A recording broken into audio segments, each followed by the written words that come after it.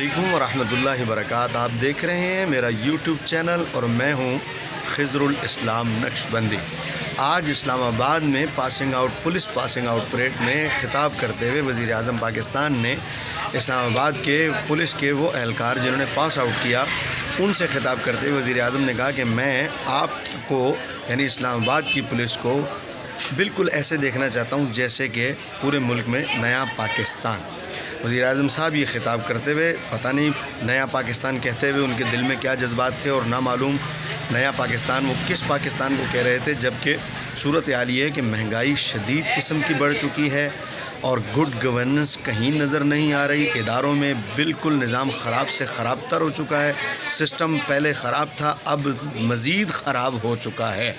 यहाँ तक कि कल रात हमारे एक दोस्त की वालदा जो हॉस्पिटल में एडमिट हुई तो मुझे हॉस्पिटल जाना पड़ा। सूरत हाल देखकर इंतहाई शदीद दुख हुआ कि हॉस्पिटल में जब ये मौसूफ़ फ़वाद चौधरी पिछली दफ़ा जब फर्स्ट टर्म कोरोना की आई थी तो उस टाइम रोज़ाना ब्रीफिंग देते हुए कहते थे कि हमने अपने बेड बना लिए हैं और 500 से ज़्यादा बेड्स जो है उसकी ईजाद यहाँ हो रही है और फिर उनकी तादाद हज़ारों तक बताई गई बाहर से जो इम्पोर्ट हुए हैं कि अब सूरत हाल ये है कि जो वेंटिलेटर्स बेड हैं वो हमारे पाकिस्तान में अवेलेबल होंगे।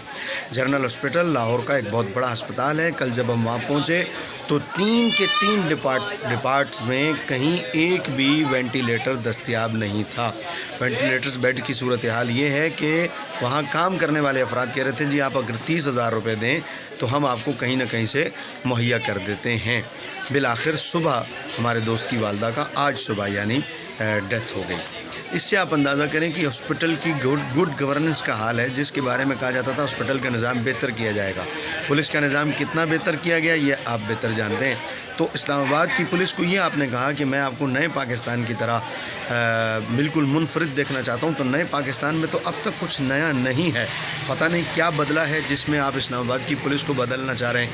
हालात इस कदर ख़राब हो गए हैं कि लोग इदारों में कहते हैं पहले अगर कोई 100 रुपये रिश्वत लेके काम करता था तो अब वो 200 रुपये रिश्वत लेके करता है। 1000 रुपये लेके करता था तो अब रेट बढ़ गए, अब वही काम 2000 रुपये में हो रहा है। आप ज़मीनों की तब्दीली का मामला देख लें, आप पुलिस का निज़ाम देख लें, आप इदारों में जो तालीम का निज़ाम है वो देख लें, इसके अलावा और हॉस्पिटल्स का निज़ाम देख लें, सरकारी इदारे प्राइवेट इदारे जहाँ जाएँ सूरत हाल बद से बदतरीन होती गई है। गोया कि तर्जमा ये हुआ सर नया पाकिस्तान नहीं बना बल्कि जो पुराना था वो मज़ीद पुराना हो गया। कब बेहतर होगा देखते हैं, इंतज़ार रहेगा। आदाबर से।